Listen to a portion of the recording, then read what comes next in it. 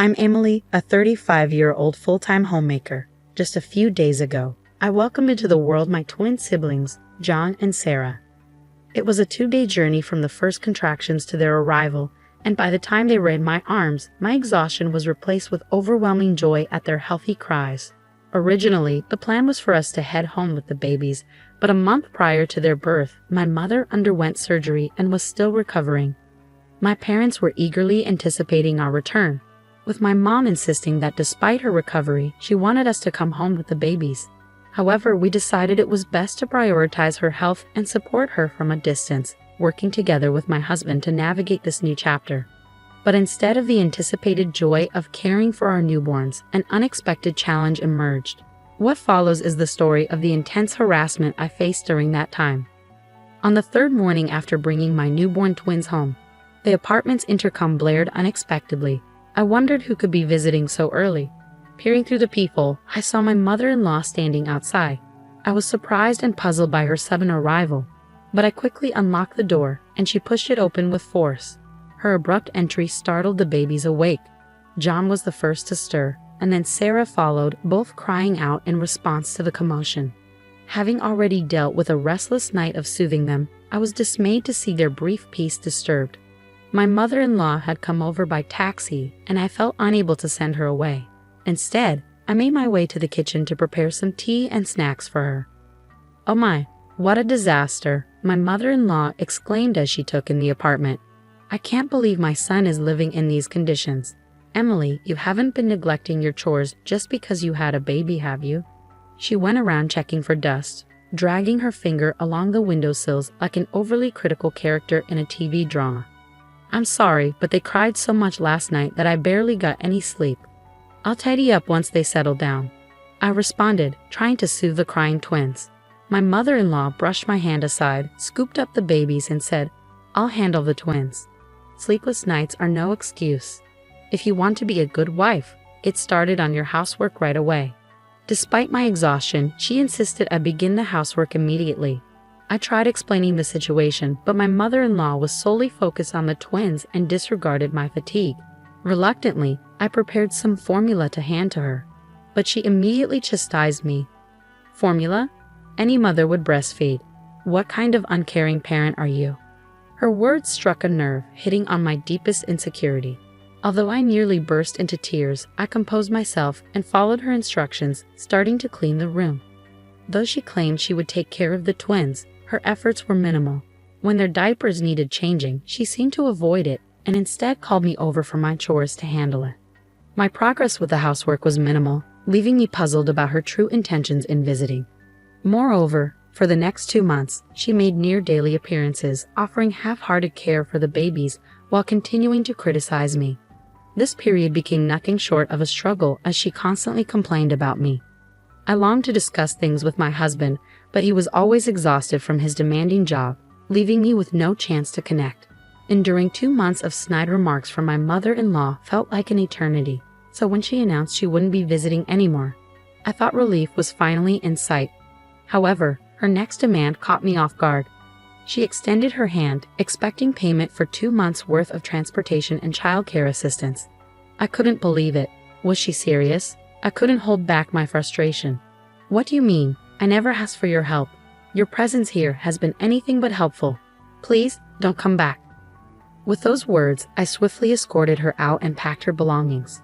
Without hesitation, I took my twins to my childhood home.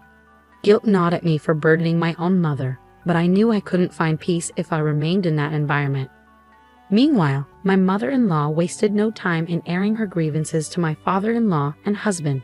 She portrayed herself as the victim, claiming I had spoken to her harshly despite her efforts to help. When my husband returned home to find us gone, he was shocked. After hearing my side of the story, his face drained of color, and he stormed off to confront his parents.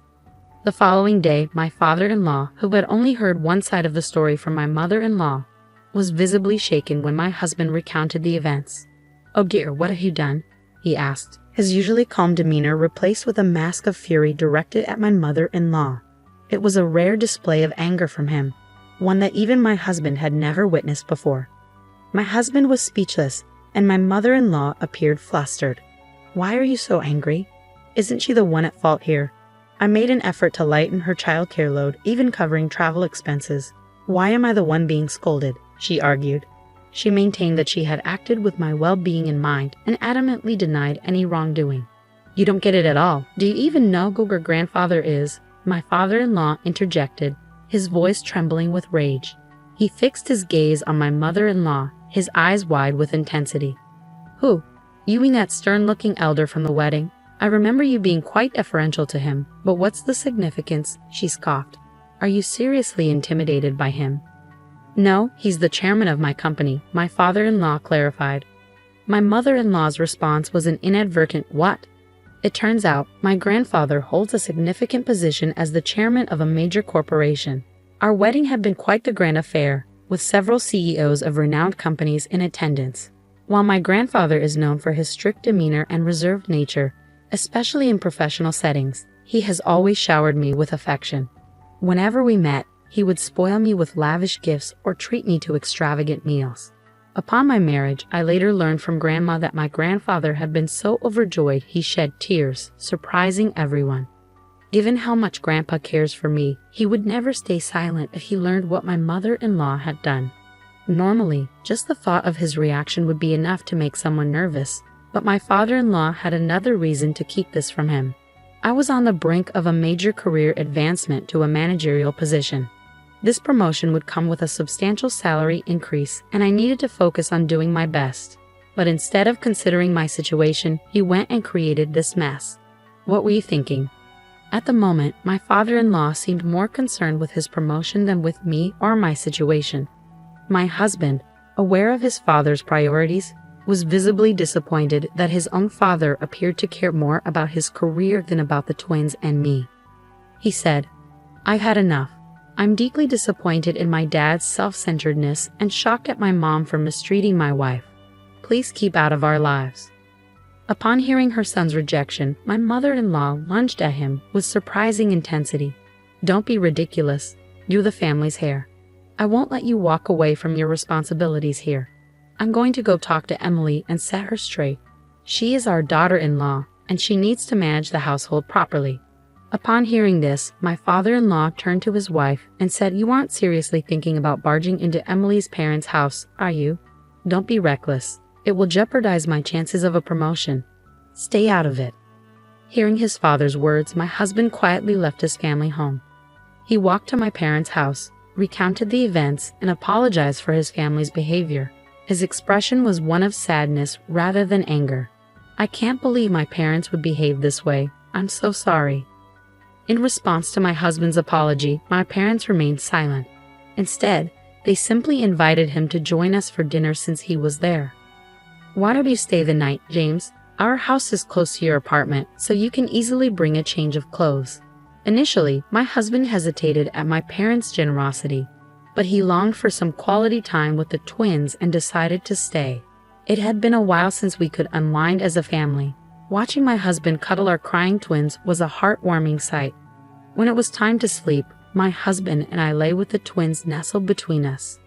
I wished these peaceful moments could last forever, but I knew my mother-in-law wouldn't remain quiet for long. Deep down, I feared her unexpected arrival, though none of us anticipated just how soon she would reappear. The following day, while my parents were at work, the doorbell at their house rang persistently. I had a sinking feeling about it. Checking the intercom, I was alarmed to see my mother-in-law standing outside, unannounced. Open up! I know you're in there. Give me back my grandchildren. She continued to bang on the door, repeating her demands. My mother-in-law kept pressing the intercom and pounding on the door, causing the twins to cry so much I felt like I was on the verge of losing it. Then, someone else opened the front door. Finally, you opened the door. Now, hand over the twins. Wait, who are you?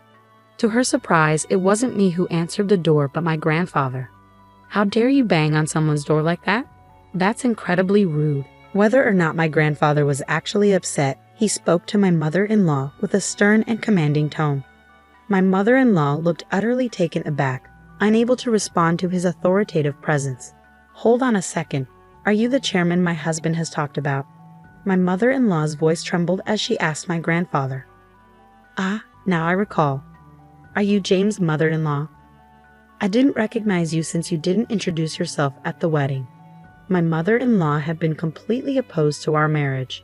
She felt as though she was losing her son, whom she had raised with care, and refused to attend the wedding initially.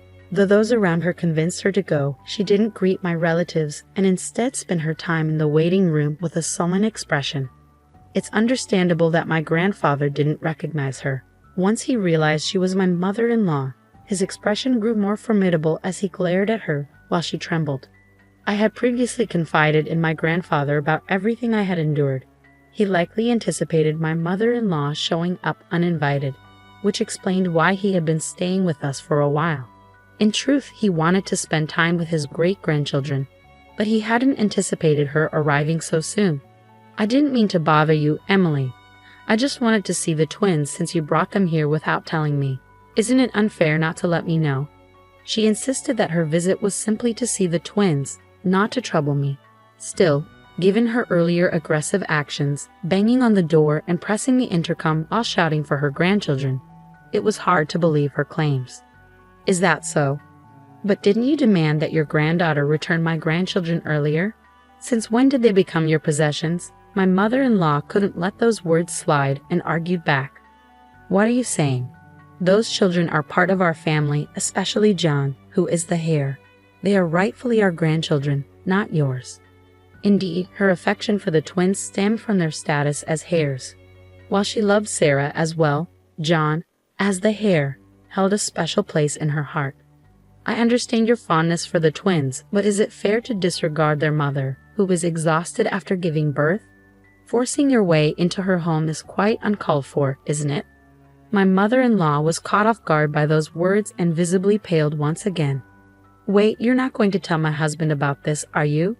He specifically told me not to come here. I can't let him find out.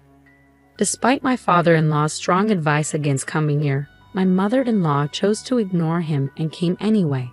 If her husband discovered her actions, divorce could be on the table. Although she pleaded with my grandfather to keep her visit a secret, there was no way he would agree. He replied to the anxious mother-in-law, "What are you saying? There's no reason to hide the truth, especially if there's guilt involved. I'll inform your husband of your visit. In the future, make sure to schedule an appointment before you come." With those words, my grandfather closed the front door. Typically, my mother-in-law would have continued knocking and pressing the intercom. But with my grandfather, the chairman present, she seemed to take a quieter exit this time. Though she kept silent about her unannounced visit to my family's home, my grandfather later called her husband to his office to explain the situation. Despite being explicitly instructed not to go to our home, my father-in-law was clearly furious that his wife had defied him and done it anyway. I deeply apologize for my wife's thoughtless actions. I assure you, I'll ensure she never repeats such behavior. He sincerely apologized to my grandfather. My father-in-law's apology was earnest, but my grandfather wasn't oblivious to his underlying intentions. Indeed, your wife's actions were unacceptable, but don't you bear some responsibility as well? It appears you prioritize short-term matters and overlook those around you. There's considerable discontent about your leadership in the workplace. Promoting someone with such shortcomings is out of the question. In the end, my father-in-law's promotion was rescinded. Blaming his wife for the missed opportunity, he went home, delivered a harsh lecture, and slammed finalized divorce papers onto the table before packing his bags and leaving. Until then, my mother-in-law had relied solely on my father-in-law's income, so his departure meant she faced an uncertain financial future. She attempted to persuade him to stay, but it was too late. The damage was done, and their relationship was beyond repair. All of this transpired because of that woman.